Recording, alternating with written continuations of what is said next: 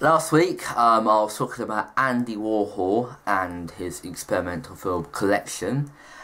This week, I'm going to tell you a few more experimental films that I've caught and seen before.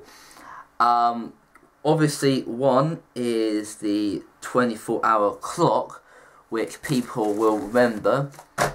It's basically what this guy's done. He's cut every single footage of someone looking at their watch, or looking at the clock, or whatever, to show the time. And the best thing about it was, it happened live when you got there. So for example, so like you're watching Back to the Future, for example, and like, quick, get to the time machine quick, 10:05. And you can look at your watch at home, at the place of doing it, 10:05, and like, that's incredible. Now, I mean, I'm no experimental whiz or something like that. I'm not a person that you can say, oh, I know a lot about experimental films, because I don't really know. I know about films, but I don't know experimental films, but I can tell you that is brilliant, beyond belief.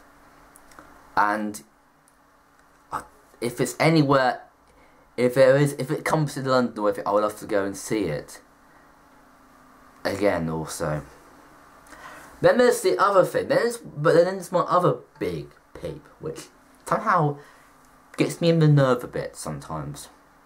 I mean, in 2006, there was an experimental film which went to cinema called 21st Century Portrait Zidane. No, Zidane 21st Century Portrait.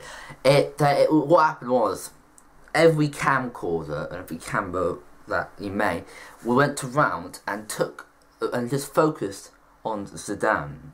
And of course, if you are a football wizard or you're not, to let you know, Zidane was one of the all-time great footballers.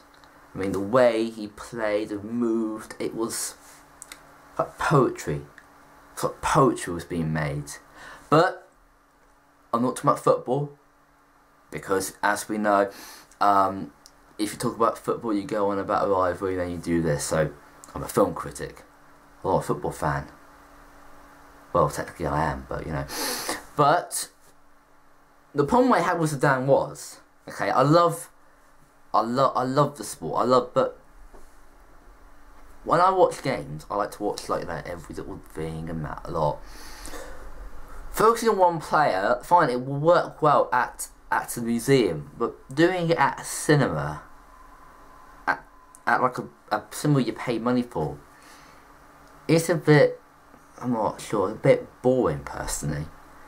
I mean, I think he's a great player. I mean, I watched the film, I thought it was okay, but I don't think it's one of those films that you would see at the cinema, or on DVD, or on TV. It's one of those films which you see at the place. It's like to see the Dean. It's like that one I saw at the Tate Modern recently. Works brilliantly at the Tate Modern itself because of the way it's done and that lot. But if you saw it at the cinema, you'll just think, that's art shit. What the fuck were you thinking of? And that's what I mean. It's stuff like that. So my theory is, and people will come and criticise my comments, but experimental films are better at museums, art galleries and everywhere.